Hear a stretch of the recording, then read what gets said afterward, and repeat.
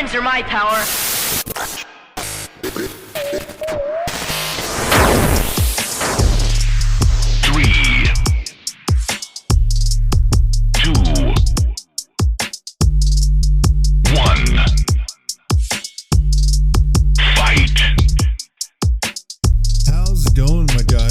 Non-binary pals, welcome back to Nerd Explosion, the weekly podcast for pissed on the monthly thing with no doubt about what I really want. I'm Cameron. You feel good about that? I do. Okay. I do. All right, just checking. I'm Kate. And since I had no idea for a topic last week, and Kate was just like, hey, let's talk about books that were turned into movies, I figured... Excuse you, Kate to the rescue. Put some respect on my name. Whatever helps you sleep at night. Anyway. All right. Y'all see how you do me? But I figured since we did basic adaptations, basically, for the theme, I figured we could keep that going and do video game related stuff, like video games that have been adapted into movies, for better or worse. I have one right off the bat, but I don't know if it counts. Before we get into all that, new episodes come out every Saturday, do the things that do the stuff or whatever. But I guess just to get into this, what video game movies have you seen? Have I seen? Yeah, like what movies that were based off of like a video game? Does the Mario movie count? Yeah. I mean, Mario. I saw the Mario movie. I saw Sonic, both Sonics. I guarantee there's going to be stuff list off that you're going to be like, oh, yeah. Well, okay, in my defense, if I saw the movie, I probably didn't realize that it was a video game. There's been actually a lot of movies that were based off of video games, whether it's based off of a certain video game or just based off, like, a franchise or a series just in general. Like, I would say for, like Mario and Sonic... They're not necessarily based off like a certain game. Like the movies are kind of, they take elements from the games, but do like their own story with it. Yeah. But I looked it up on Wikipedia if I didn't go back into it, and just so they have these by theatrical release, television films, direct-to-video, short films. Documentaries and films with plots centered on video games. So I think like Ready Player One kind of thing. I think just to play it safe, I want to strictly talk about movies that were based strictly off of games that are like about like the games that they're adapted from. So probably not the one I was thinking then. So just to name a few, I mean, there are.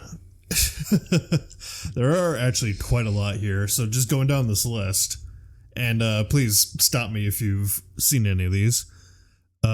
Super Mario Brothers from 1993. Oh, that travesty? I forgot about that. Yeah, the original Mario movie. That both actors are on record John saying Leguizamo that movie ruined their lives. Wait, I actually have it up. I forget the guy's name. Let's see. John Leguizamo and Bob Hoskins. And I think Bob Hoskins has gone on record to say that was the biggest regret of his life. Yeah. Considering he was in the masterpiece known as Who Framed Roger Rabbit. God, I love that movie. But yeah, there was that movie. Going back to the list, kind of going down. Double Dragon, which was a fighting game that they turned into a movie. That came out in 1994. Street Fighter. That came out in 1994. Now, I haven't seen, or at least it's been a while since I've seen. Both of those movies came out the year I was born, so I have not seen them. I mean, I think I saw Street Fighter at one point, but I saw like clips of it, and from the little bit I saw, I'm like, no, this is... I've heard that it didn't do great. Should we dive into that? Should we dive how great it went? Oh, please, dive away. I guess first let's talk about the Mario movie. I'm just gonna go into reception. So, in the United States and Canada, Super Mario Brothers 1993 only collected $8.5 million during its opening weekend. Ranking in 4th place at the box office below Cliffhanger, Ouch. Made in America, and Dave. It grossed $20,915,000. It did worse than Dave? Yeah. Rough. 4th place behind Cliffhanger, Made in America, and Dave. Rough. I haven't seen Dave. What is that about? Off the top of my head, I couldn't tell you, but I do remember it being kind of a convoluted mess. Oh. Let's see. It grossed $20,915,465 with approximately 5,059,000 tickets sold in the U.S. In Asia, the film earned 300 million yen, which is equivalent to $2.7 million. Ooh, it did even worse in Asia? Oh, critical response. Here we go. On Rotten Tomatoes, the film has an approval rating of 29% based on 42 reviews with an average rating of 4.1 out of 10. The site's consensus states, despite flashy sets and special effects, Super Mario Bros. Is too light on story and substance to be anything more than a novelty. I can see that. Well, plus, they fucked up Bowser. Or no, not even Bowser. Well, Bowser and the Goombas. Because for Bowser, he was just some dude with fucking little bumps on his head. Lizard bumps. It was also the 90s, so you're going to have to cut them a little slack there. And they didn't have the budget that we have now. I didn't give him a break. I did cut him a break for Bowser. But what the fuck did they do to the Goombas? They were literally just these little like fucking lizard people, little tiny heads on like big ass human bodies. Well, clearly the people who created this movie have never actually played Mario. Like I gotta show you a picture, and listeners at home, feel free to look this up. But it's rough. Let's see, Super Mario Bros. Also, Goombas aren't lizard people; they're mushrooms. Yeah. According to the 1993 movie, they're lizard people. What the fuck is that? Right? That looks like something that should have been straight out of the Labyrinth. No hate to the Labyrinth, by the way. That movie's great. For people listening, that's the kind of vibe. For people listening who don't want to Google, I mean, please Google Goomba Super Mario 1993.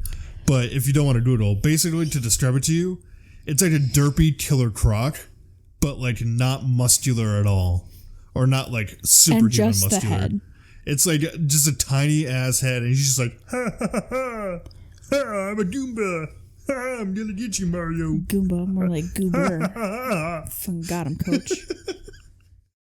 Oh my god, but yeah, that Super Mario movie I heard was bad. And even the actors just regret doing it, so I'm just like, yeah, I mean, I'm not even gonna give it a chance. It's bad when the actors were like, that was the biggest mistake of my career. The next one I want to talk about, Street Fighter, which was written and directed by Stephen E. D'Souza, obviously based on the game Street Fighter. Isn't it D'Souza? I don't know, and honestly don't care. Oh, okay then. Starring Jean-Claude Van Damme. Jean-Claude Van Damme? Raul Julia, a.k.a. Gomez. Oh, I was like, why does that name sound familiar? Ming-Na Wen. Wait, who is Ming-Na Wen? That name sounds very familiar. I couldn't tell you. I'm terrible with names. She's best known for playing Melinda May / the Cavalry in Agents of S.H.I.E.L.D. when made her breakthrough in the Joyluck Club as Jun Woo. She also voiced the eponymous character in the animated film Mulan. Oh, she was Mulan. I should have known that. Oh, okay. That's why she sounds familiar. Yeah, she was the voice of Mulan. But let's see, cast. So going to the cast, Jean-Claude Van Damme was Colonel William F. Guile, or Guile, as most people know. I don't even think that's Guile's theme. I've never played. I don't think I've ever played Street Fighter. Street Fighter is not necessarily my thing. My thing was more like Tekken and Mortal Kombat. I love Mortal Kombat, but you don't like playing with me because apparently I cheat. No, you button mash. That's how you play. That's not how you play. Yes, it is. No, it's not. And you know what, if you want to be a scrub. You know what my button mashing gets me? Victories. So kiss my ass. Yeah, if you want to be a scrub. Okay, you're just being a sore loser. Okay. Ming-Na Wen as Chun-Li. Damien Chapa as Kenneth Ken Masters. Kylie Minogue as Lieutenant Tammy White. Byron Mann as Ryu, Byron. Grand L. Bush as Gerard Balrog, Robert Mamone as Blanca. Now here's where Raul Julia comes in. Raul Julia was M. Bison. So that name means just so nothing you don't know, to me. M. Bison is like the main villain of the Street Fighter franchise. Or like Oh, one they of the did biggest, Gomez dirty, making him the villain. one of the biggest villains of the Street Fighter franchise. Let's see. I'm gonna go into reception of this. Leonard Maltin gave the film his lowest rating, writing that even Jean-Claude Van Damme fans couldn't rationalize this bomb. Oof. Richard Harrington of the Washington Post said the film was, quote, notable only for being the last film made by Raul Julia, an actor far too skilled for the demands of the evil warlord General M. Bison, but far too professional to give anything less than his best. So basically, they're saying that Raul Julia was probably the only good thing about this film. Raul Julia is the best thing of most of everything he's in. Or has been in. Really, literally the only things I've seen him in is this movie and Addams Family. The fact that the original Morticia turned down the role for Wednesday because she would not do it without, and I quote, not without my Gomez. Oh. If it's not like that, I don't want it. Was it just another Addams Family thing? It might have been for another Addams Family thing, but she said she wouldn't do it without. I would say they went with somebody completely different for Wednesday, wasn't it? Like Eva Longoria or something? For Morticia? Yeah, in the Netflix. No, Wednesday. I don't think so. Eva Longoria is like crazy short. I don't remember who it was. I don't remember who it was, and my phone is updating, so I can't look it up right now. But I don't think it was Wednesday, actually, now I think about it. I think it was like they were going to do a reboot or something of Addams Family. And the original actress for Morticia, whose name is escaping me right now, said she wouldn't do it without Raul. And honestly, if it's not like that, I don't want it. Listeners. Catherine Zeta-Jones. That's who plays Morticia. In Wednesday, right? In Wednesday. Yeah. Who was the actor and actress in Addams Family? In Addams Family? And all of this I could forgive, but Debbie. Pastels. I love her. Angelica Houston. Yes, Angelica Houston. Yeah, they asked her about doing a reboot or a new movie or something, and she said she wouldn't do it not without my Gomez. Well, yeah, because Raul Julia was amazing as Gomez, and I feel like that's like every iteration of Gomez and Morticia have like a certain connection. Like I heard even like back in the day, like in the old like 60s, 70s television series. Oh yeah, I guess that they were kind of tight. I guess she wasn't the original actress, but you know what I mean. When did that come out? I'm totally getting sidetracked. Okay, well, that's so the because original, we started talking about the Addams Family, which I'm obsessed with. Okay, so the original sitcom Addams Family was 1964. Okay. So Carolyn Jones back then was Morticia Addams, and John Astin was Gomez. And I heard they had they were pretty connection. tight too, yeah. Yeah. So like every iteration of Gomez and Morticia are really tight. I just when I heard that she said that, I fucking bawled. I was like, that's, first of all, dedication to her craft for sure. And second of all, again, if it's not that, I don't want it. Getting back to bad video game movies now, going down this list, where was I? Street Fighter. The next two on here that stand out to me are Mortal Kombat and Mortal Kombat Annihilation. Oh, I forgot those were movies. Yeah. Mortal Kombat came out in 1995, directed by Paul W.S. Anderson, obviously based on Mortal Kombat. Mm-hmm. Let's see. It had a budget of $20 million and brought in at the box office $122.2 million. So Mortal Kombat did really well.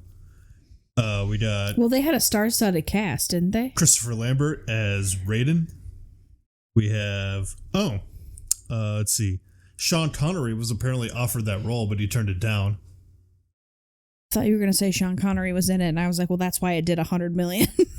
But no, if he turned it down. I love Sean Connery. I just hear Sean Connery. I think of like a roofing billboard that says hot shingles in your area, and Sean Connery be like, hot shingles, you say? Oh my god. Yeah, Christopher Lambert as Rain, Robin Shue as Lutane, Lyndon Ashby as Johnny Cage. Okay. Terry Hiroyuki Tagawa as Shane's son. Which, fun fact, that guy, Tagawa, he reprised the voice role for Shane's son in the most recent Mortal Kombat games. Oh, I think I did hear something about that. Not the one that just came out, but like the one before. They updated Shane's son to look like him from like the Mortal Kombat game, and he actually did like the voice and everything for that. Did he do the mocap too? I don't know. He didn't do the mocap. He's old. Well, I just thought I meant like for the face. I mean. Oh, yeah, probably for the face. Because you said they made him look like it. Well, yeah. Or made it look like. Yeah, I think they did that like too him. with Johnny Cage and Sonya Blade in that game. Like they did it to make him look like from the 1995 movie, which good for them. Bridget Wilson as Sonya Blade. Now, do you recognize Bridget Wilson from anything else? The way you just looked at me, I feel like I should, but again, no, terrible names. Filmography: Last Action Hero, Higher Learning, Billy Madison. Who was she in Billy Madison? She was Veronica Vaughn. Was she? Yeah. Oh, I love her. Oh, that Veronica Vaughn. So hot. Want to touch the hiney. You blow it! She was in Nixon, Final Vendetta, Uncut Stars, Nevada, The Stepsister, The Real Blonde, I Know What You Did Last Summer, Marina, Host, Starstruck, The Wedding Planner. Oh, The Wedding Planner was a great movie too. Yeah, she was. It's another Adam Sandler one, isn't it? No, you're thinking Wedding Singer. Yes, Wedding Singer. The Wedding Planner. Was that the one with J-Lo? Yes. I don't know. I could have looked it up, but I don't want to. All right. Talisa Soto as Kitana, getting back to Mortal Kombat. Trevor Goddard as Kano. Chris Casamassa as Scorpion. Francois Petit as Sub-Zero. Francois? Which I didn't realize Sub-Zero was French in that movie. I guess he is. Keith Cook as Reptile. Goro, the reigning Mortal Kombat champion, is physically portrayed by Tom Woodruff Jr. and voiced by Kevin Michael Richardson, both of whom were uncredited. All right. Gregory McKinney appears as Jax. Frank Welker makes an uncredited appearance as the voice of the Outworld Emperor, in addition to providing vocal effects for Goro and Reptile. Frank Welker is, a legend. Top tier, yeah. The voice acting world. He was a voice actor before voice acting was cool. Do you even know who he voiced? I was going to sit here and pretend like I do, but no. I'm sure as soon as you tell me, I'll know. Fred Flintstone? Fred from Scooby-Doo. Oh. I think he also... Oh, okay. Yeah. I think he also did Scooby-Doo as well. Also, don't look at me all condescending. You say Fred, I hear Flintstone. Fred Flintstone? Do you know how many fucking animated Freds there are? At least 3. Yeah, going back to Mortal Kombat. Mortal Kombat opened on August 18th, 1995, and was #1 at the box office for the next weekend with $23.2 million. I guess that doesn't surprise me, considering how popular of a game series that is. Nearly 8 times the opening amount of the only other new release that weekend, The Babysitter's Club. Oh, really? I loved The Babysitter's Club. See, critical response. On Rotten Tomatoes, 47% of 45 critics gave the film a positive review, with an average rating of 4.8 out of 10. Critics' consensus reads, despite an effective, otherworldly atmosphere and appropriately cheesy visuals, Mortal Kombat suffers from its poorly constructed plot, laughable dialogue, and subpar acting. Metacritic gave the film a weighted average score of 60 out of 100. It's pretty good for Rotten Tomatoes, though. Yeah, that is definitely pretty good for Rotten Tomatoes. Are you struggling over there? I am struggling. But yeah, with Mortal Kombat, did you see the movie at all? No, because Mortal Kombat was never a game I was into, so I wasn't interested in the movie either. I'll have to show you the movie because it's pretty good. It's pretty entertaining. They redid that recently, didn't they? Yeah, they just did it recently. Let me try to see Mortal Kombat. Like 20. I feel like that just came out like not that long ago. 21 or 22 maybe. 2021. Yeah. Yeah. Because what's his face was in that, right? Oh, he's in Avatar, the live action. Max Huan? No. He plays Fire Lord Ozai. Oh, there's the only thing I can think of is Hiroyuki Sanada. No. Let's see. Okay, let's look up. Because there was a stretch Avatar. of time where this dude was fucking everywhere. And you said he's Ozai? Yeah, and he was in Crazy Rich Daniel Asians. Day Kim. Yes, Daniel Day Kim. Let me see if I can find. He's in that, isn't he? Or am I making that up? You might be making it up, because I'm not finding him in the cast listing. But yeah, they had a... Anyway, love him. Yeah, they had a Mortal Kombat movie that came out in 2021, and IMDb gave it a 6 out of 10, and Rotten Tomatoes gave it a 55%. So it looks like that movie kind of just did meh, you know? Yeah. I haven't seen it yet, but it's definitely on my radar. I would definitely check it out if I stumble across it. But going back to this list, Lara Croft Tomb Raider. Wasn't that movie like notoriously bad? Let's see. Oh wait, before we move on from Mortal Kombat, we should talk about the sequel that it got, Mortal Kombat Annihilation. Oh yeah. Which came out in 97, and immediately when I think of this movie, I think of one of the worst lines in that movie, and it's like right at the beginning, because worse than "You almost became a Jill sandwich." Okay, that line is a classic, and I will not have you slander it. But I think it's in the beginning of the movie where it's this woman, she's like the daughter of Sindel, who's another Mortal Kombat character, and she's introduced like right away at the start of the movie. And she's like, "Mother, I see you're still alive." And Sindel, this actress, literally, she's like, "Too bad you will die." I'm just like, oh my god. You know, I turned off the movie point right and away. Turn up her nose like fucking She Boa. did exactly that. Like watch me. This is exactly how she did it. "Too bad you will die." Oh, she pulled a Hancock. Okay. She like literally. That's how she did it. Yikes. Oh my god. Most of the same cast, and I think they introduced more like additional Mortal Kombat characters in this.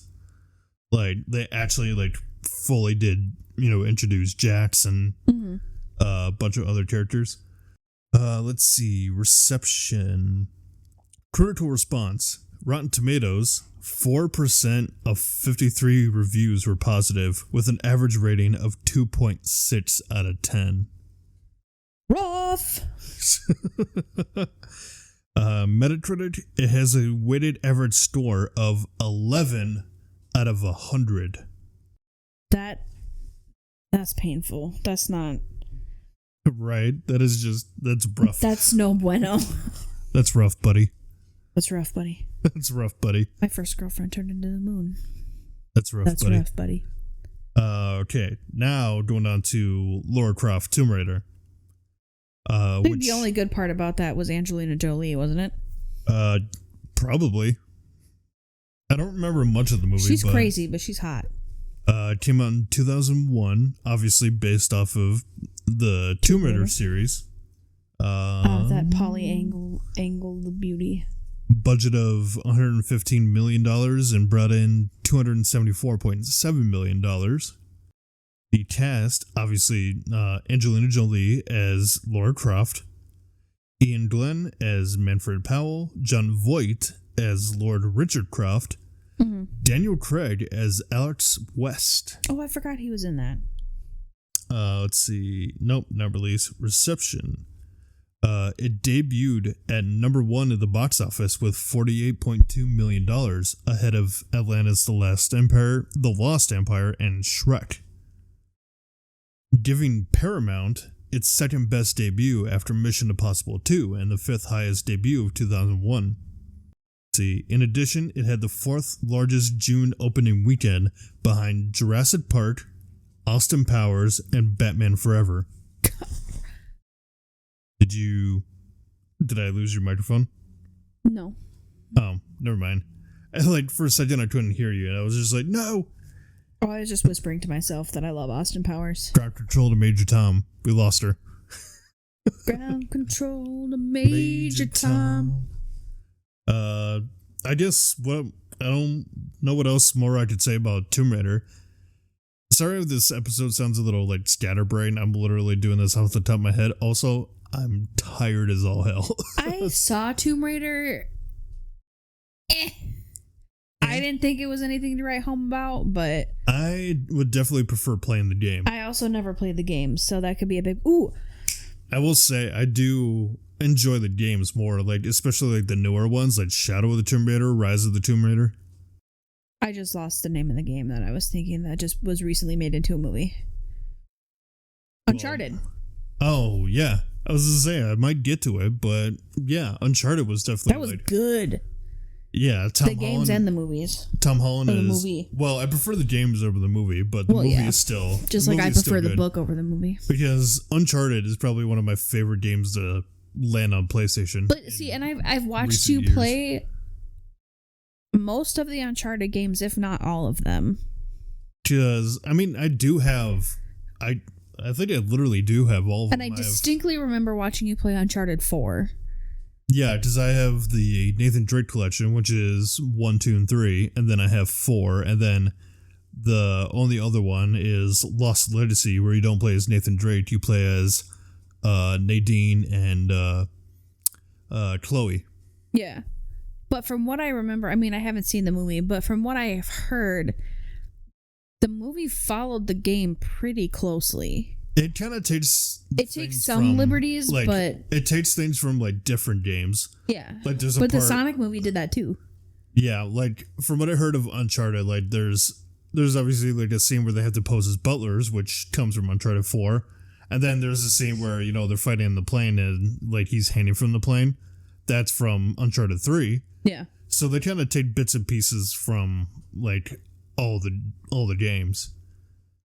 But I think with that movie, like, I wasn't too sure about Mark Wahlberg at first, or Mark Wahlberg as Sully, because I was like I just couldn't see Mark Wahlberg as Sully. But Mark. But he did okay. I definitely liked Tom Holland as Nathan Drake. Yeah, I liked Tom Holland as Nathan Drake. I feel like they could have got a little bit older for Sully. Yeah, they could have gotten somebody older for Sully because they just... I don't know. In my personal opinion, Mark Harmon would have been a great Sully. I'm going to take your word for it. Do you not know who Mark Harmon is? No, I know who he is. Like, I'm familiar with who he is. I just don't have as much of a hard opinion about him as you do. Leroy Jethro Gibbs would have been a fantastic Sully. Well, yeah, but for him to make that jump, like, that extreme jump from... How is that extreme? They're the same personality. Well, yeah, but you're going from, you know, a weekly sitcom to a major motion picture. Okay, first of all, put some respect on his name. He has been in major motion pictures before. He played Lucas Davenport. Thank you very much. And secondly, NCIS is not a sitcom. The only other person I can imagine maybe being Sully was Arnold Schwarzenegger, but that accent. I mean, I kind of have the same problem. Ooh, you know who could have been a good Sully, maybe? John Goodman. You know who could have been a good Sully? The guy who did the voice of him in the game. The actual guy.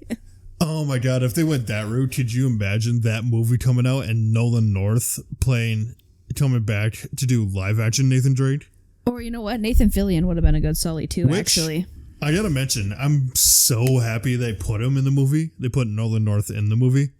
Because I think it's like Tom Holland or Nathan Drake, he ends up on the beach and some guy like says something to him and he's like, oh, you remind me of me when I was younger. And it's Nolan North. That's awesome. And I'm like, oh my god, Nathan Drake is talking to Nathan Drake. It's like the Spider-Man meme where they're pointing at each other. Officers, arrest that man. He's the fake Spider-Man. No, he's the fake Spider-Man. No, I'm the real Nathan Drake. Let's see. Going back through these video game movies, Resident Evil. Now, I have some opinions. I have some opinions too. I saw the newest one that they did. I sat and watched the whole thing. Is that the one I think they just did strictly on Netflix where they tried so hard to... It was the one in theaters. Was it the Return to Raccoon City thing? Or am I thinking of a different one? No, it was like my phone's still updating, so I can't look it up. But it was like a legitimate... I saw it like a year or two ago in theaters. It was the new Resident Evil movie. I watched the whole thing and had no fucking idea what was going on. And I've played the games. Because, I mean, that's the thing with the Resident Evil movies. Like, it's again another thing that takes elements from the different movies, but... Like, I couldn't tell you who was in it. I couldn't tell you the plot. I couldn't tell you, Because I was familiar with the original Resident Evil, with, Jill Valentine and... why am I blanking on his name? Redfield. Chris Redfield? Chris Redfield. And then all of a sudden in the movie... Leon Kennedy will always have my heart. And all of a sudden in this movie, like, some... girl named Alice comes in. I'm like, who the fuck is Alice? That wasn't the president's daughter, was it? No, that was Ashley. She was the main character in it. Alice. Oh yeah. Cast. Mila Jovovich as Alice. What was your favorite Resi game? What was my favorite Resi game? Mm-hmm. Out of any that I played? Mm-hmm. I don't know. It kind of varies. Like, I played the original recently, but also I do like 7. And I'm sure if I played Village, that would probably be up there too, but 7 is definitely going. Because I liked what 7 did. I liked 7 went into the whole first person thing. Mm-hmm. I will say, from what I've played, I liked Resident Evil 2. I liked the remake of Resident Evil 2. See, and I'm torn between 2 and 4. 2 and 4. Well, 4's good one, and they remade that one too. Mm-hmm. Because they kind of styled it like the more recent. Which one did they first introduce the Crimson Heads? Was that 4? That was the first one. Was it the first one? That was the first Resident Evil. I don't know if it was in the very first, like, original, but I know... It's been a minute since I played the original. I think either that because or they introduced it because they remade it for the GameCube. Or other systems too, but... Because the first time I remember playing it, I was playing as Leon. So it must have been... That must have been 2. 2. Then. Because 2, you have a choice of playing as either Leon or Claire. Yeah, I was playing as Leon, because let's face it, he's hot. Because in 3, you could play as Jill Valentine and some other dude, I forgot. Yeah, so I was playing, and that's the one with Nemesis. This Crimson Head came whipping around the corner, and it came at me so fast, I didn't have time to react. I just held the controller and screamed. Oh yeah, because it scared me. So for any listeners who don't know what the Crimson Heads are, they're so fast. The Crimson Heads are, so obviously you kill zombies in Resident Evil, but if you don't kill them like fully, like if there isn't a pool of blood under them to signify they're truly dead, then at some random point they'll come back as a Crimson Head. And some of them just exist in the game just for fun. Some of their faces are all red and they're like twice as fast as a normal zombie. And it's just nightmares. And they run so fast.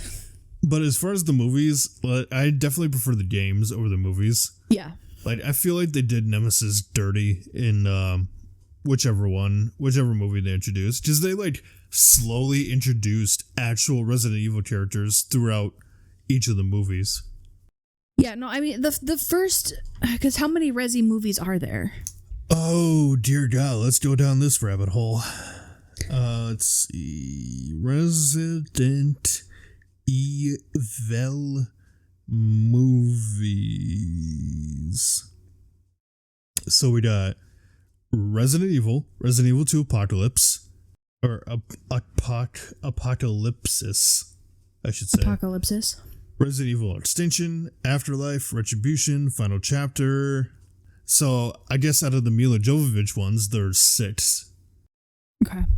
What was the most recent one that just came out? The most recent one was in 2021, and that was Resident Evil Welcome to Raccoon City. Yeah, that's the one I saw in theaters that honestly couldn't fucking tell you what it was about. I feel like Welcome to Raccoon City, because Raccoon City was such a, in my opinion, such a defining game. Hmm. So it looks like... I feel like there was so much potential there that they just... So it looks like Welcome to Raccoon City, its plot basically picks elements of Resident Evil 2. Like it has William Birkin in it, Lisa Trevor, which I think is in the first Resident Evil. That sounds right, yeah. Obviously it deals with Leon Kennedy, and you deal with Albert Wesker as well. I will say, the actor that got to play Leon, hot. So obviously they pick like a bunch of stuff. It's mainly based off of Resident Evil 2, but they pick in... Yeah, but if they would have just focused and followed the exact storyline of 2, I think that movie could have been a solid 10 out of 10. But that's kind of hard to do because, like, who do you focus on? Because you to play as either Leon or Claire, so it's like... Well, you could do a back and forth situation. Do you, like, or which you one could do you take make the subplot? Or you could take a little bit of a liberty and do both at the same time, and just, let's say, we follow Leon's storyline, but we throw Claire in, too. I mean, it's kind of... I mean... Yeah, they could probably go back and forth, but you got to do it in a way that, people can easily follow. Claire Redfield. So that people aren't getting whiplash trying to... That's right? Comprehend. Huh? Claire Redfield? Claire was Chris's sister? Yeah. Yeah, that's what I thought.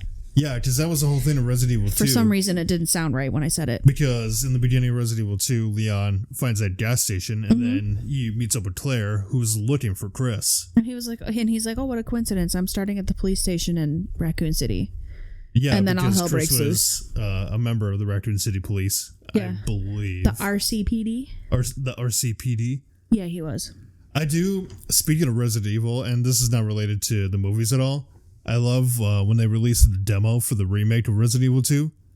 They had the demo out already, but the remake of Resident Evil 3 was almost about to come out. So if you replayed the demo for Resident Evil 2, if you waited at a certain point, you could hear Nemesis in the background. Like, if you waited long enough, Nemesis... Oh, really? Yeah, Nemesis would just be like... Stars. Which is obviously the special team, that like Chris Redfield and Jill Valentine were a part of. Mm-hmm. So that's literally Nemesis. Like, obviously he's this creature and he growls and whatnot, but the only words he ever speaks is when he says stars. Yeah. Let's see. Going back through this, again, Lara Croft, Cradle of Life, so sequel to Tomb Raider. Mm-hmm. House of the Dead. Ooh, say more about that. I feel like I saw that. House of the Dead. Let's see. The film takes place on a fictional island infested by zombies. Now, House of the Dead, I believe There's it's so that, many fucking zombie movies, dude. House of the Dead. I think it was that game that was like an arcade game where you sat there and shot zombies. You went through different like places and you had to shoot zombies. I played it in an arcade once and it was actually kind of fun. It was cheesy and very poorly. Do you have an opinion about that, Bean? Apparently he did. But no, House of the Dead, it was poorly voice acted and everything, but it was I do the remember gameplay that. was fun. Apparently they made a movie of it, which it seems like your very typical zombie movie. The only good zombie movie, in my opinion, and I will die on this hill, the only good for real zombie movie was World War Z, and the only good like comedy zombie movie was Zombieland. and Shaun of the Dead. They're a close first. Now, I would kind of disagree with that with World War Z, because my personal favorite zombie movie that I've seen is Night of the Living Dead. I never saw that. It's an old zombie movie. It's a classic. It's like one of the first. I think it's John Romero. No, not John Romero. I know this is totally off topic, but we're nerding out. So I feel like the reason I liked World War Z was because it had a very clear, this is not the end of the world. There is a cure. Here's what we can do. Let's go forward. Whereas I feel like most zombie movies are just totally hopeless and apocalyptic, and that's not my style. It's not my vibe. But I would say out of like comedic zombie movies, definitely Zombieland. The first one, because I wasn't too keen on the second one. The first one was definitely better, but Shaun of the Dead will always hold a special place in my heart. I fucking love that movie. It's been a hot minute since I've seen Shaun of the Dead. Oh my god, it's so good. Because it's supposed to be like a spoof of Dawn of the Dead. But kinda. As far as zombie movies, I definitely gotta show you Night of the Living Dead, because it's like a classic. It's like one of the like original zombie movies. 28 Days a zombie movie too? I think so. There's so many. So many. I am not sure. Anyway, the Resident Evil movie, the newest one, dropped the ball. I feel like they could have done better.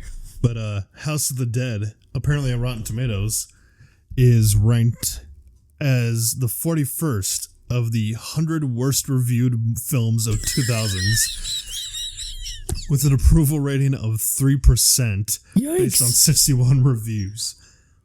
Ouch. That's gotta sting. The site's consensus reads, a grungy, disjointed, mostly brainless mess. Get it? Brainless. Brainless mess of a movie, House of the Dead is nonetheless loaded with unintentional laughs. See, what they should have done is made it a comedy, and then they would have had gold. See, moving on, I guess, with these movies, because there's quite a bit to go through here. Alone in the Dark. Now, I've never played it. I've never seen it. I've never played the game, but I did. About it. I have seen they were remaking it recently, and I definitely will check it out because I've heard good things about Alone in the Dark. Like, it's one of those like classic horror games, kind of like Resident Evil, but I definitely will check out Alone in the Dark because I've heard a lot about it. Then we got Doom, which came out in 2005. I think that's the one with The Rock, Mr. Dwayne Johnson, Mr. Final Boss himself. Mr. Final Boss. And I think the thing with that movie is at one point they tried to pander too hard to fans of the game. Sure. Because there was a whole part where a guy had to go through this monster infested hallway to get to the rest of his team. But the way they did it is they had it as a first-person camera. They were like, hey, this is just like the video game. I don't know. Maybe it's just because I'm done with The Rock. Like, he's been to so much stuff, I'm kind of just desensitized to him. But I really, no disrespect, but I'm so fucking sick of seeing his face everywhere. Like, he's not, I wouldn't say he's a bad actor. I think I have the same problem with him that I have with Jason Statham. Good actors. Okay, we are gonna forever disagree about that. They're good actors, but they get typecast into almost the same role every movie. Jason Statham does not play the same role in every movie. Was he the bad guy in The Meg? No, didn't think so. Okay, but what is he in The Meg?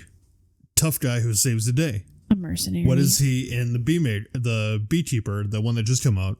Tough guy who saves the day. A mercenary.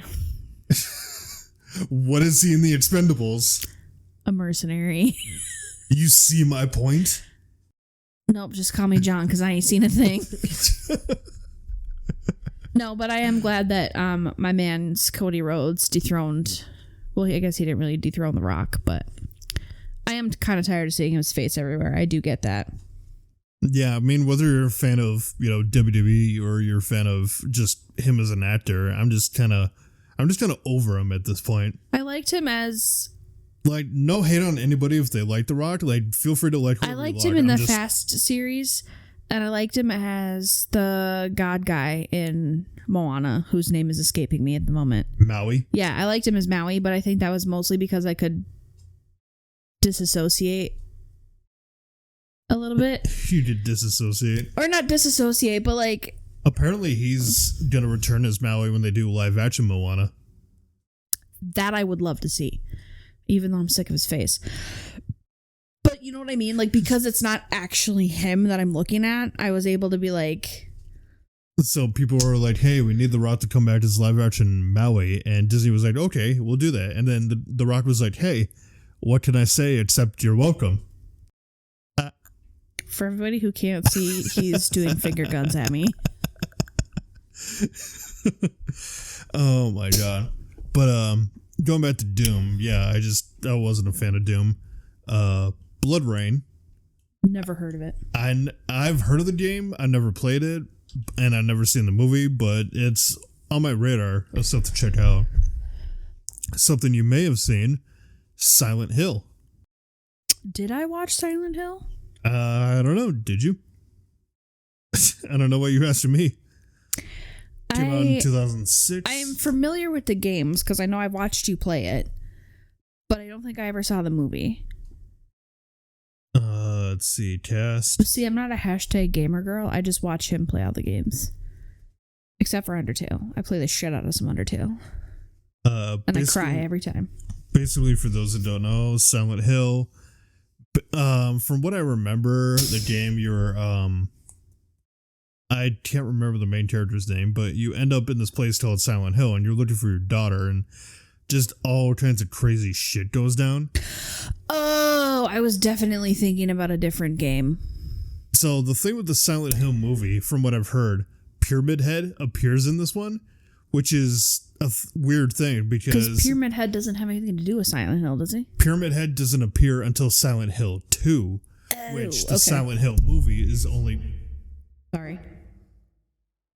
The Silent Hill movie is purely based off the first game. Do you know what movie, or do you know what game I was thinking of? That I for some reason I always get these two mixed up. Until Dawn? No. Until Dawn would make a great movie. I don't think that's the game I'm thinking of. With the kids, and you're looking for the sister, and you have to find a killer among you, and it ends up being that's Until Dawn. Is it?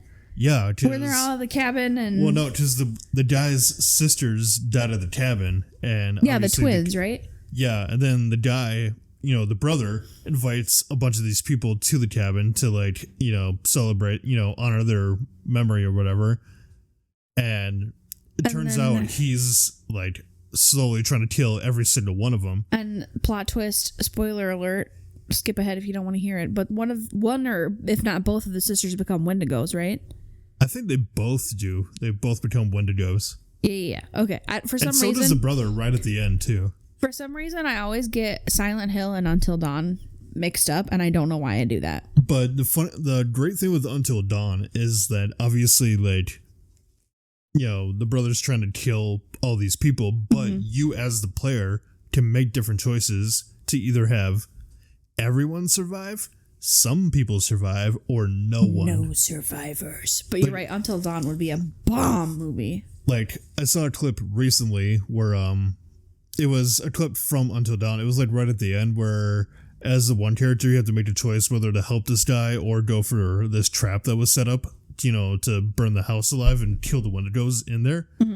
And this person chose to flip the trap, and in doing that, killed literally everyone. So literally they ended the game by killing every single character. Yeah, you can kind of be as mean or as nice as you want to. But it is possible in the game to save absolutely at least try to save everyone. The brother, like I said, right at the end becomes a Wendigo. But yeah, no, Until Dawn would make a great movie, especially because all the characters, the people who played them, are legitimate actors. You know what's crazy? I just got the strongest sense of deja vu, and I remember that we've had this exact conversation before, because I tried to tell you that it was already a movie because I was thinking about Silent Hill, and you were like, no, it's not a movie. And I was like, yes, it is. And we got into a fight about it, and then I looked it up, and it turned out that I was thinking about the wrong game the whole time. I don't know why I confuse those two. They're nothing alike. Going back through these movies. Dead or Alive. Dead or Alive, I know it's a fighting game, and it's infamous for its insane boob physics, I should say.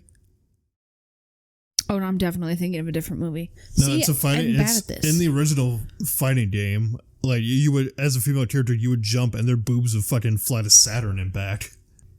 What's that one movie? I can picture it. It's a black backdrop with white lettering and a red hand. The only thing that comes to mind is Left 4 Dead, but Yeah, it's definitely Left 4 Dead that I'm thinking about. And I don't even think it's a movie. I think it's just a game. I know the logo has like an actual hand on it, but I don't know about a red hand. It might not be red, but that's what I see. Like literally, that's the only thing that comes to mind. See, I don't know why he has me on this podcast. I'm really bad at this. I don't know anything. Next in these movies, Postal.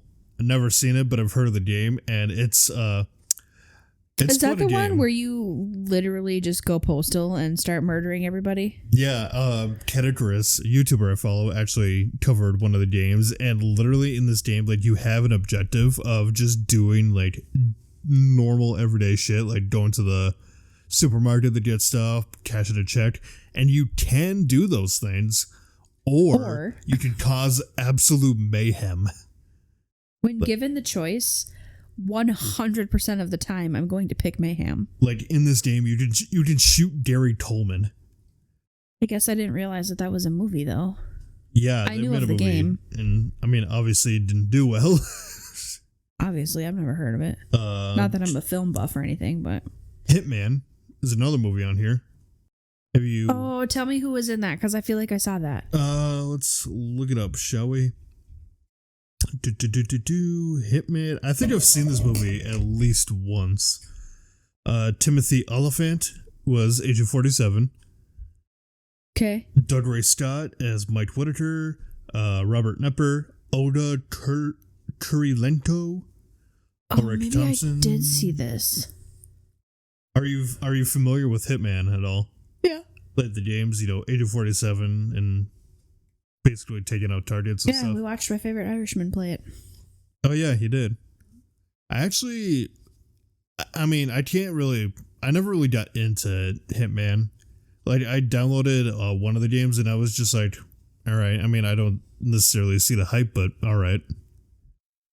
See, and to me, it seemed like a less action-filled Assassin's Creed. I mean, you're literally just like a modern day assassin taking out people. Yeah. The one great thing about, I guess, some of the more recent Hitman games is that there was a bug with this suitcase. You could pick up a suitcase and take out people with it.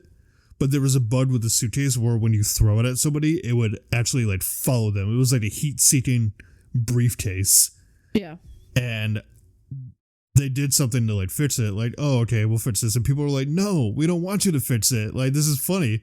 And the developers were like, okay.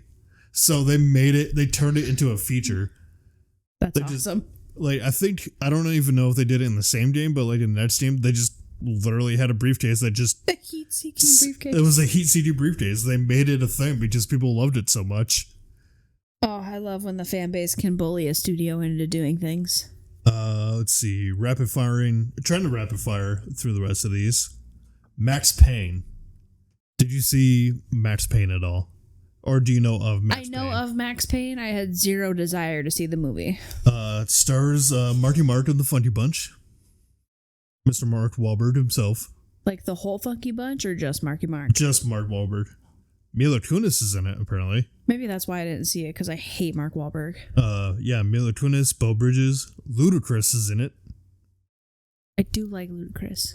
As far as I remember, Max Payne, basically his wife and daughter were like killed in front of him or something like that, and he has to get revenge. The main feature of the game is being you could, dive in slow motion and shoot people. Isn't it kind of like a post-apocalyptic thing too? No. Oh. Let's see. The film revolves around revenge, centering on the New York police detective as he journeys through New York City's criminal underground while trying to learn the truth behind the murder of it.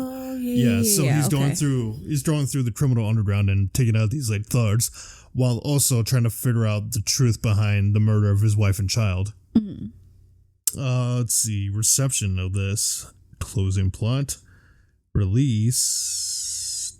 Okay, so it has a 16% approval rating based on 137 reviews, with an average rating of 3.9 out of 10. Ooh. So, in other words, not good for Marky Mark. Not good. So, this next one I have opinions on as well. Prince of Persia: The Sands of Time. I never played the games, but I enjoyed the movie. You enjoyed the movie? Yeah, was it not good? I couldn't enjoy the movie. Oh, I thought it was me cute. Personally, I was a huge fan of the Prince of Persia games because there was 3 I had, growing up for PS2. There was Sands of Time, Warrior Within, and then I think the third one was Two Princes or something. I mean, to be fair, I did only watch... Two princes, kneel before you, that's what I say now. But... to be fair, I did only watch it for the tiger. What tiger? Am I thinking of the wrong movie? You're thinking of Aladdin.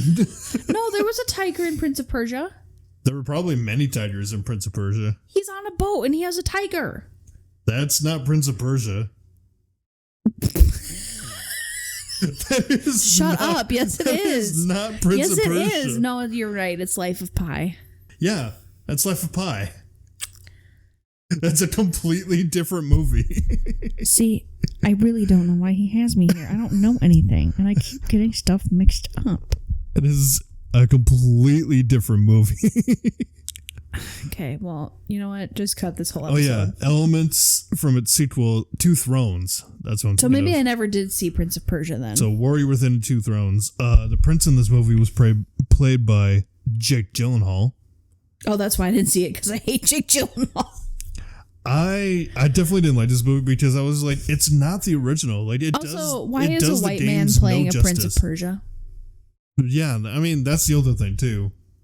But it's like, because I will say, and this is totally off topic, and I'm fully aware of that, and I apologize. I'm going to go on a tangent, but I will say that's one of the things that I appreciate about the live action One Piece as well as the live action Avatar is because all of the characters are played by actors that look like they're supposed to be there. Like Sokka and Katara are played by people who look like they would come from the Southern Water Tribe. The people who play the Fire Nation, I mean, they look like their parts. You know what I mean? They look like they come from where they're supposed to be. Yeah, from. so like in One Piece, for example, correct me if I'm wrong. Like the live action One Piece, they look like their country of origin because all the different characters are supposed to be themed around different stuff. Like Sanji's supposed to be, I guess, French. Yeah, Sanji's supposed to be French. Luffy's supposed to be like a Pacific Islander. Usopp's supposed to be like Brazilian or something. Usopp's Brazilian. Nami's supposed to be, I believe, I think it's Swedish. Swedish, yeah. Some European descent. But like the characters and the actors look like they could be from those places. Yeah. You're not casting a white guy as the fucking Prince of Persia. That'd be like making a movie about Martin Luther King Jr. and just getting like, I don't know, Bruce Michael Willis. Cera. Michael Cera as Martin Luther King Jr. What's next? Michael Cera play Shaft? I have a dream. Excuse me. Can I have your attention? I have a dream. Oh my god. But anyway, I just feel like if your main character is black or Asian or, Pacific Islander or what have you, the person playing that character should also be of that background, in my humble opinion. Also, the thing that really makes me sad related to Prince of Persia. So at one point they were gonna make like a new a Prince of Persia type game that dealt with like assassins and stuff. Mm-hmm. But they dropped the idea for it as a Prince of Persia game, and you know what that turned into? Assassin's Creed. So Assassin's Creed stole what Prince of Persia used to be. Oh. And I like, as much as I like the Assassin's Creed games, I am furious that it Netflixed the Prince of Persia.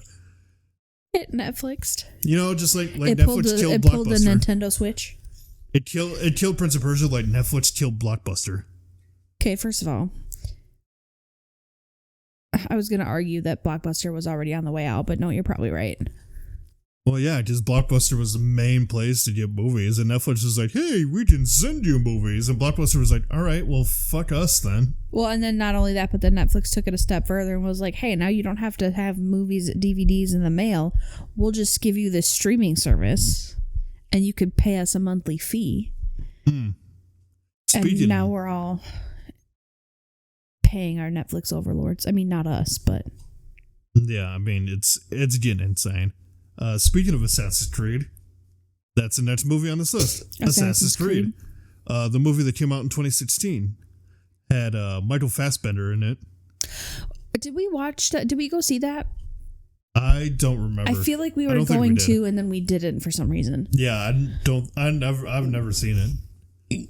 But let's see. It had a budget of $125 million. It brought in $240.7 million. Which I haven't seen it yet, but it's definitely on my like to watch list. Your TBW? My TBW. That's too Rampage. I saw the previews for it and I thought this is going to be a fucking disaster. Does he know what it's based off of? And I had one of these games for my PlayStation growing up. I had a game called Rampage World Tour. And basically, in this game, you played as one of three monsters. Mm-hmm. A giant gorilla, a giant wolf dude, or a giant lizard. And the main goal was just to, like, destroy everything, right? Yeah, your main goal was to go through each of these cities and just destroy shit for, like, a high score. I don't know how you're going to make a movie out of that, but apparently they did. And you know who they put in it? The Rock. Oh, of course they did. They put Dwayne Johnson in it. Dwayne The Rock Johnson. Ooh. Okay, next going through this list. Sometimes I wonder if he auditions for these roles or if he's just walking down the street and they put a bag over his head and throw him in a car. Like, just walking down the street and they just kidnap him. Like, here, you're in this movie now. Yeah, Act. because like some of these movies, I'm like, what are you doing? Like, they just plop him in the middle of a set and like, there you go, act. Here's your character. Here's your lines. Next on this list, Pokemon Detective Pikachu. Okay. I really like this movie. I was going to say, you better not disrespect my boy. That movie was so cute. And Ryan Reynolds was the Pikachu I didn't know I needed. Oh, yeah, I forgot. He voiced Pikachu in that. But Detective Pikachu is a really cute game. And I think they did the game justice with the movie. I was really pleased with that one. It was the live action Pokemon movie we needed. Yes. Because, I mean, even if the plot wasn't great, and I will say the plot wasn't fantastic, how the Pokemon looked in the movie, oh my god. Aesthetically, mwah, especially that one shot where they show Bulbasaur, like full straight, he looked so good. And like Mewtwo looked like Mewtwo. Next on this, Sonic the Hedgehog. Sonic and the sequel, 10 out of 10. Well, considering the first movie, we bullied the studio into redesigning Sonic. Literally. They came out with the first trailer and we collectively went, no! Do it again. I'm glad they redid it because, you know, he looks great now. Well, so, I was disappointed when he first came out. When they first came out with that first trailer and they had the Sonic quote, have human teeth? Bad Sonic. And I was like, I thought Sega was involved with this. There's no way Sega let this happen. Like, Sonic is their bread and butter. He had human teeth. And his eyes were way too small proportionally. But yeah, the first Sonic movie was great. Jim Carrey as Robotnik. Eggman? Oh my god. Oh my god. I don't know if I liked him better as Robotnik or Eggman. Because to me, they're two different personalities. Oh, you're talking about like him in the first movie versus how he was in the second movie? Yeah, because how he was in the second movie was just slightly more unhinged. Well, he was already unhinged in the first movie. He just became more unhinged in the second one. It was just, and the at the end of the first movie when he's on, spoilers, when he's on the mushroom planet or whatever, and he starts walking away, but he's like, zzz, zzz. Oh yeah, and he takes so like his henchman, Agent Stone, he drew his face on a rock. Yeah. And he's like, here, go, do some rock reconnaissance. Yeah, and I was like, this man, first of all, Jim Carrey is a gift. My favorite bit that he did, I think it's in the first movie, where he's dancing or whatever, you know, creating all this stuff, and Agent Stone walks in with the latte, and he's like, oh, I got you this, I hope it, you know, and you're like, hope it's okay, and he's like, of course it's okay. I like the way you make them. I like the way you make them. Yeah, I like that Robotnik was like slightly unhinged, but kept it pretty under wraps. Like he was unhinged because he felt like his intellect was superior to literally everyone. Yeah, and then at the end of the first movie and into the second movie, in my opinion, when he transforms into Eggman, he was great in this first movie. Amazing in the second. There was just, especially when you get that close up of his face and you can see the psyche break in his eye. So with the first Sonic movie, it was all good, but I lost my shit on the post-credit scene when Tails showed up. God, yes. And then the second movie comes along and we have Tails, but then we also get Knuckles. Knuckles, I think, was my favorite part of the second movie. Knuckles, voiced by Idris Elba. You think your robots are any match for me? Oh, I see they are stairs. Oh, I see there are stairs. My chariot awaits. What was the thing at the end with the baseball? Or when they were playing baseball? Oh, and he was like, is this what fun is? I'm having the fun. I'm having the fun. Yeah, and then when his chariot awaits for his victory ride. He goes to hop in a truck. My chariot awaits. Let us continue to have the fun. Yeah, Knuckles, I think, was my favorite part. Knuckles and Eggman, I think, were my favorite parts of the second movie. I don't know if he's going to be in the third one. Oh, so speaking of the second one, like at the end, after Sonic takes on Super Sonic, and he basically destroys the whole weapon, and he goes to knock it over, and just before it tips over, Robotnik is just like, oh, it's like that, huh? And then as he's falling, just, later, hater. And I love that was Jim Carrey's last role. So we think. He might be in the third one. Well, a lot of people are saying he might be in the third one, but okay, allegedly. If you think about it, just like in general and not just as a Sonic thing, but like to have Jim Carrey's alleged last role ever be Dr. Robotnik, beautiful. As far as I know, the third Sonic movie had just recently said that they have finished filming. So we should see a trailer at some point this year. And what because this one's got Shadow in it, right? Yeah, and that's the thing I'm most excited about seeing in this movie. I'm most excited about them introducing Shadow. So my thought is, like with this third movie, if Shadow is in this movie, then I feel like the plot is going to be based off of Sonic Adventure 2. Because Sonic Adventure 2 was the first game that introduced Shadow. Yeah. So I feel like it's definitely, the plot is going to be based around Sonic Adventure 2. Not only that, but because like the teaser trailer for it played a rendition of Live and Learn by Crush 40. But it was like an orchestral version of Live and Learn. And everybody lost their mind. They're like, oh my God, it's Live and Learn. I want them to, like, not like an orchestral version of it. I mean, if they do it that way, it's fine. But I want them in the third movie to just include a random scene. Like if they do like a montage of Sonic doing stuff. Singing on a skateboard through city streets. Yeah, I want them to do Escape from the City. Just a montage of Sonic doing stuff, and just the music behind it is just rolling around at the speed of sound. Got places to go, gotta follow my rainbow. Which makes it even funnier. Can't stick around as I keep moving on. Just what lies ahead, only one way to find out. Must keep on moving ahead. No time for guessing, follow my planet. I'm sorry. And it's even funnier when you realize that vibes. It's even funnier when you realize that Sonic, like the character model, is actually singing. Like, oh, okay, they did. This was the choice that they made. I mean, if I had a really good soundtrack to my game, I would sing along with it too. Let's see. Wrapping up. Wrapping up these movies. Now, this is just theatrical releases. I'll briefly touch on upcoming stuff, like stuff that has yet to come out. Monster Hunter, the Mortal Kombat 2021, which we talked about. Resident Evil Raccoon City, Uncharted, Sonic 2. Ooh, and here's another one. Five Nights at Freddy's. Yeah, that's the one I was thinking about at the top of the episode. You were thinking about Five Nights at Freddy's? Yeah, because then I was like, well, technically is that the case? Because if I remember correctly, I think it was a book first and then a game and then a movie. For Five Nights at Freddy's? Or it was a book and a movie, or a book and a game simultaneously. For Five Nights at Freddy's? Yeah, the Five Nights at Freddy's books? No, those were made long after the games.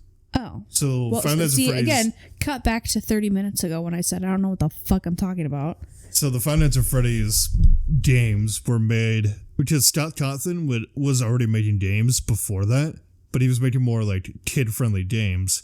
But they weren't doing well, so he made like one last-ditch effort to create a good game. And that game happened to be Five Nights at Freddy's. So, many games later, merchandise, books, or whatever, long down the line, we got a Five Nights at Freddy's movie, which I believe, when did it come out?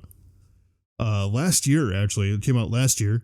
Yeah. As Matthew Lillard as William Afton. Also, Josh Hutcherson as... A side note. Matthew Lillard needs to be protected at all costs. I love him. Did you watch Five Nights at Freddy's? No, you watched it without me. Well, we can watch it tonight. But it's really good. I thought it was really good. It kind of takes, again, it's like most video movies, it takes elements from different games, but what they did with it, I definitely really enjoyed it. I feel like they did it really well. I mean, it's enough to... I guess Matthew Lillard said that he signed a multi-movie deal for Five Nights at Freddy's, so we're getting more. Like, we know for sure there's going to be a second one. They're fucking better. Because I think honestly, because from what they should do a movie for each game that came out. Yeah, but from what I know and from what you've told me, the movie doesn't follow the game, really, does it? It's kind of loosely based off of the game, but it doesn't follow it exactly. Like, it has elements of it. But it's basically based on like the whole Five Nights at Freddy's deal as a whole. Okay. Yeah, because I would like to watch it, but somebody keeps watching shit without me. Okay, we'll watch it tonight. Not that I have any room to talk, because I watched all of Delicious in Dungeon without you. Yeah, how could you? Were you really that into it? I was kind of into it. Yeah, that's what I thought. Briefly touching on upcoming movies. Now, this is just what Wikipedia has. Borderlands, which I'm kind of looking forward to because I love the Borderlands games. A lot of people are unsure about the casting, and honestly, me, myself, I'm a little unsure about it. But we do have Jack Black as Claptrap, so that might be the saving grace for me. Jack Black is the saving grace. Previously mentioned Sonic 3, Minecraft. They're making a Minecraft movie? Apparently Jack Black is in that one too. How the fuck? Okay. How the fuck are you going to make Minecraft a movie? I would guess maybe it's a building game. Maybe based the plot off of like the Telltale series they did for Minecraft, or maybe the Minecraft Legends. I don't know. There's different ways they could go with it. Maybe because it has no plot, they have the creative freedom to do whatever they want. Now the rest of these are TBA, which, obviously either to be announced, either they're gonna happen or they won't. Bendy and the Ink Machine. That would be a sick movie if they do it right. I feel like that would be a really good movie. They have to do it right, but I think that would be a sick movie. That would be a scary movie. Days Dawn, which is another zombie movie or zombie game, or it's not necessarily a zombie game. It's more like a apocalypse-ish type game. Death Stranding. I could definitely see them doing a good Death Stranding movie, especially if they keep Norman Reedus in the movie. Because Norman Reedus played the main character in the game Death Stranding, so it would make sense to have him in the movie. Let's see. Untitled Dead by Daylight film. That could be interesting. Listen. I fucking love Dead by Daylight. Ooh, Ghost of Tsushima is another movie that's rumored to be a thing. Didn't you just play that? I'm playing it recently, currently. yeah. Yeah, I'm playing it currently, and it's a great game. That would be a really cool movie, too. I love Ghost of Tsushima. Basically, because it's, speaking of Dead by Daylight. It's like samurai era Japan. Yeah. And it's, oh my god. Like, you play as Jin Sakai, basically avenging his family. Yeah. It would make a great movie, honestly. Ooh, Iron Lung. So, Iron Lung, directed by the one and only Mark Markiplier Fishbach. Markiplier Fishbach? Yeah, no, Markiplier has gone on. He's talked about this movie for so long, and I think he said recently that it's pretty much almost done. So, we'll probably get that either end of this year or maybe early next year. But Iron Lung is definitely one I'm looking forward to. Iron Lung is basically, like, the game concept is you're in the submarine, you're in the very depths of the ocean, and you have to photograph stuff, and the game ends with you getting attacked by this fish. But apparently there's enough lore behind it to make a whole movie about it, and Markiplier, Mr. YouTube.com/Markiplier himself is the one behind the movie, so he does a lot of great stuff, like In Space with Markiplier. Just all his projects have been really great, so I'm looking forward to Iron Lung. Mr. Fishbach himself. Mr. Eplier. Mr. Eplier. Jack and Daxter. Untitled Just Cause. You know what movie we need based on a video game?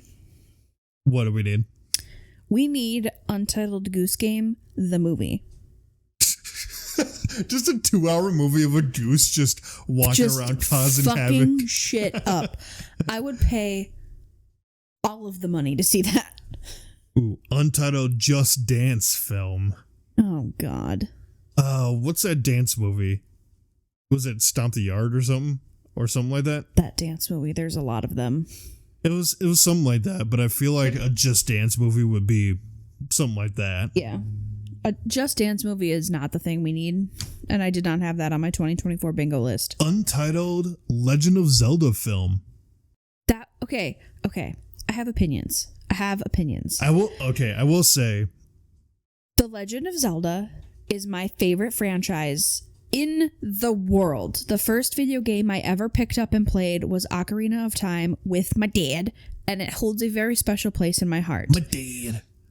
If they fuck up this movie, I will say I will burn Hollywood to the ground. I will say I think I heard some rumors that Illumination would also be behind it. So if they do it the same way they did Mario, if they do it the same way they did the Mario movie, then it should be good, or at least we know it's in good hands. Untitled Metal Gear film. I would definitely love for them to bring Metal Gear Solid into the big screen. Metal Gear. Just so basically like a edgier. As long as Snake is dummy thick, I don't care.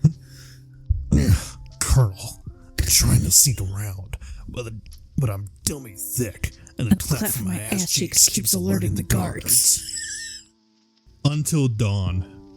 I mean, we were just talking about Didn't we just say that would be a good movie? Literally, we were just saying it would make a good movie, so who knows? Maybe it actually will be a movie. Come on, David F. Sandberg. Make it happen. But, I guess that'll do it for this episode. There's definitely a lot of video games that need to be movies, and a lot of video games that should not be movies. I was just gonna say that shouldn't have been movies. Or at least, if they were gonna be movies, somebody else needed to do it. Mm-hmm. But yeah, there's a lot of video games that probably deserve to be movies. If you guys have any of those, you can think of any video games that would be great movies, let us know on social media. Link is in the link tree in the description.